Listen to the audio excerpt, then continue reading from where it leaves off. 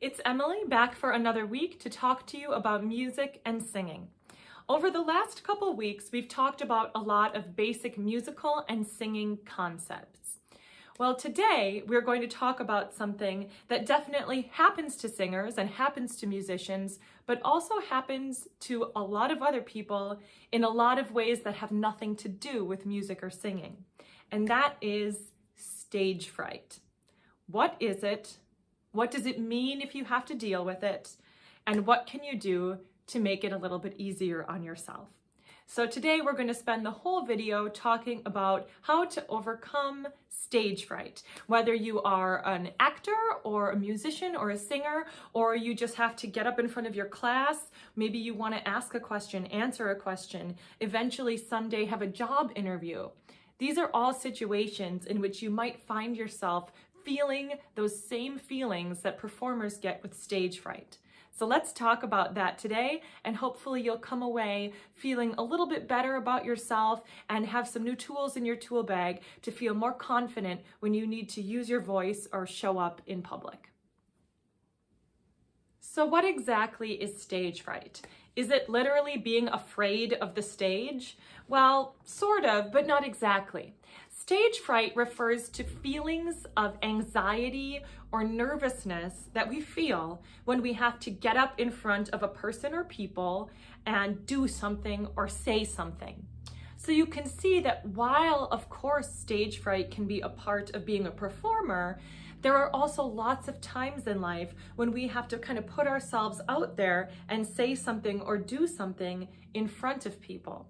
And feeling those feelings of nervousness or anxiety is really common. In fact, I would say most people have felt those same things at one time or another.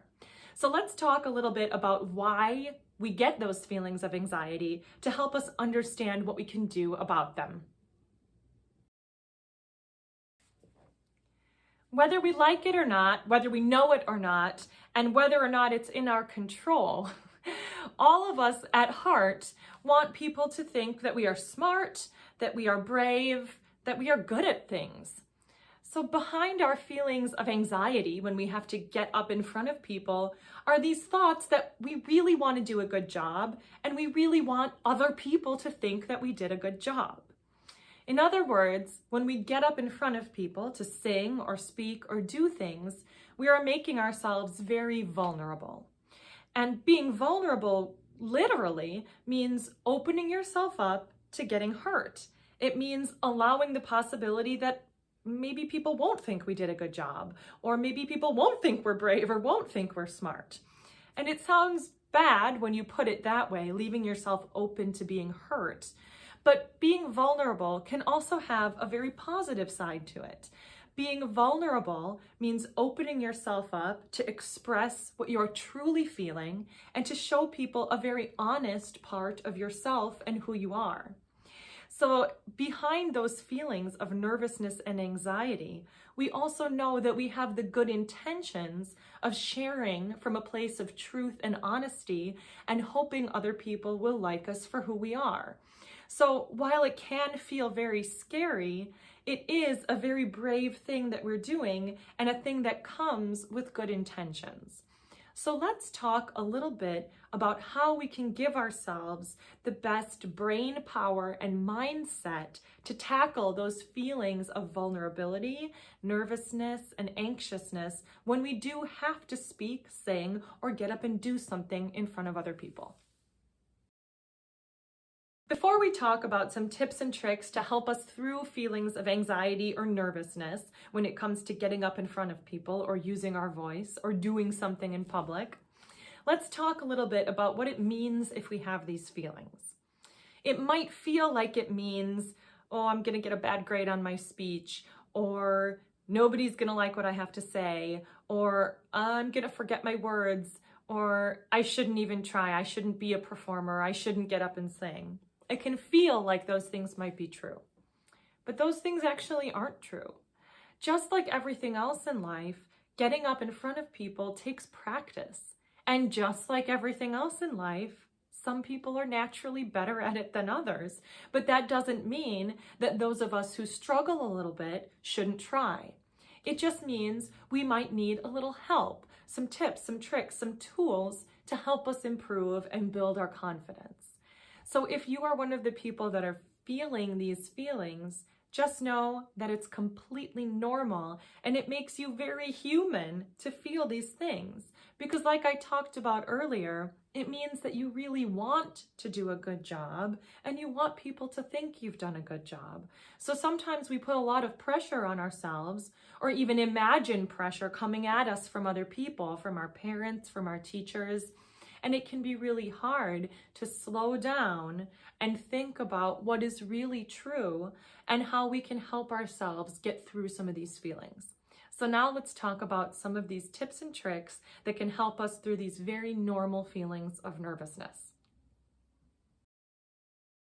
The first part of this exercise might not feel super fun, but let's all take a second to think of a time when we felt nervous to have to use our voice or get up in front of people to do something.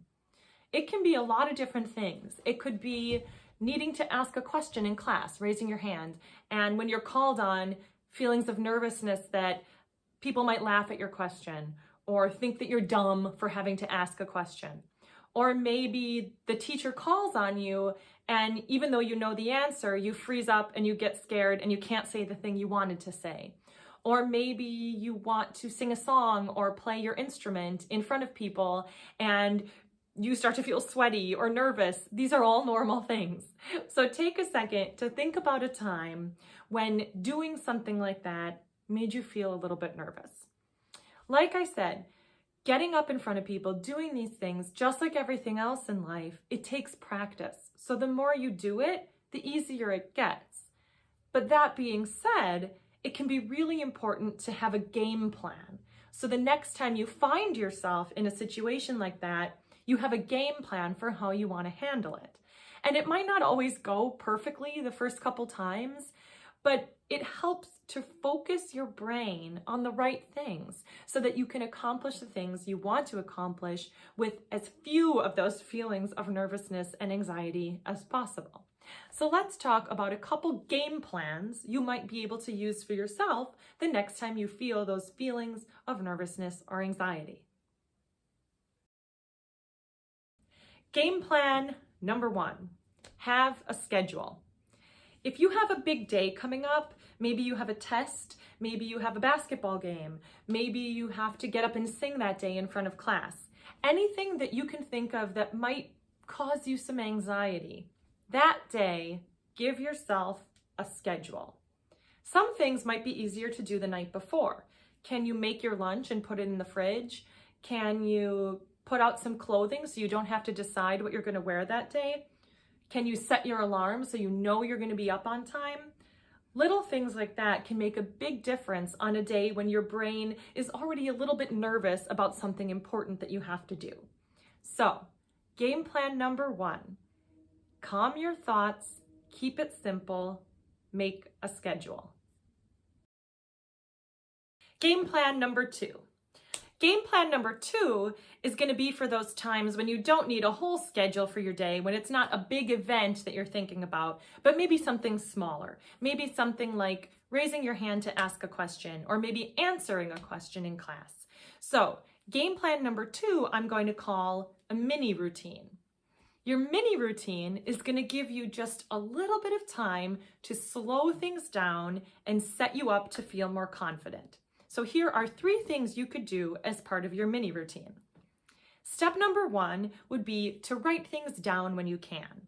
If you need to ask a question, write it down first. Then raise your hand, and when you get called on, if you start to feel a little bit nervous, just read it.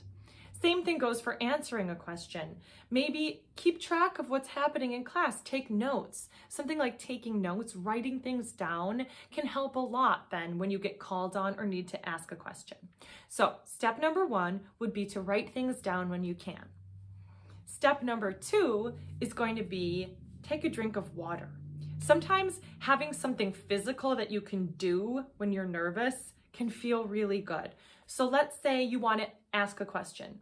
You've got your question written down, you raise your hand, take a sip of water. Something simple like that, drinking water, swallowing, relaxing our neck, relaxing our throat, can help calm us down before we need to use our voice.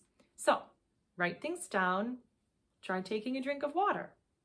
Step number 3 would be give yourself time to take a breath. Sometimes when we're nervous about using our voice or getting up in front of people or answering a question, we're holding our breath and we don't even realize it. So step number 3 is going to be take a deep breath, at least one. It always seems like time is going so slowly when we're nervous, but it's not. It's just regular time. I promise you, you have time to take a breath. Even if the teacher calls on you, take a minute to inhale, exhale, look at any notes you have written down, and answer. So, game plan number 2 is your mini routine. Writing things down, doing a simple activity like taking a drink of water to calm your nerves, and 3, remembering to breathe. Game plan number 3, be in the moment, right? So many times when we feel nervous about doing something or anxious, it's because we're thinking about something that hasn't happened yet, or maybe we're thinking about something that's already happened, but it's usually not because we're actually in the moment, in our bodies, ready to go. So my game plan for being in the moment is to find 3 things that are true right here, right now, to bring myself back to the moment. So if I were going to do that right now, I might say, it's true that it's sunny out today. It's true that I feel not too warm and not too cold. And it's true that I'm wearing socks. These don't have to be fancy things. Any 3 things that bring you back into the moment. So try it right now. Notice 3 things that are true around you right now, and you'll see how it brings you back into the space, back into yourself. And when you are present in the space and present in your own self, you are ready to go and do the thing you need to do. So, game plan number 3, be present in the moment. Game plan number 4, remember that you actually do have a cheering section. People aren't hoping that you'll mess up. If someone is hoping that you'll mess up, that person doesn't deserve any space in your brain anyway, so don't think about them. Think about all the people that are cheering you on. Your teacher, your parents, your friends, your siblings. People want you to do well, and it feels good to know that you have that cheering section. So game plan number 4, remember that you do have a cheering section.